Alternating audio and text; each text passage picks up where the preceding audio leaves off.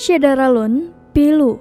Seorang calon pengantin harus menerima musibah menjelang hari pernikahannya. Tak hanya itu, sejumlah uang mahar juga ikut dilalap si jago merah. Kisah pilu calon pengantin ini terjadi di Sulawesi Selatan dan viral di media sosial. Video kisah pilu calon pengantin asal Sulawesi Selatan itu diunggah oleh sejumlah akun media sosial hingga viral. Dalam video itu tampak kondisi rumah yang hangus terbakar tak tersisa. Tenda pernikahan yang dipasang di halaman pun ikut terbakar.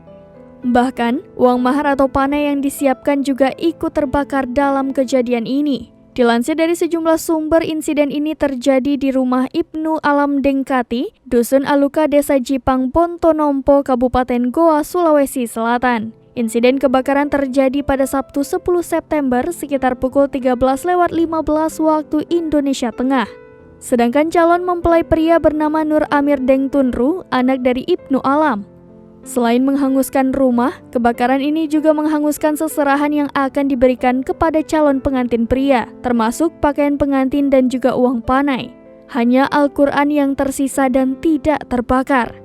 Total kerugian dalam kebakaran ini diperkirakan mencapai 170 juta rupiah, yaitu uang panai sekitar 40 juta rupiah, bangunan rumah senilai 80 juta rupiah, dan tenda pesta 50 juta rupiah. Meskipun semua barang terbakar, namun pernikahan tetap dilaksanakan pada Minggu 11 September di rumah mempelai perempuan.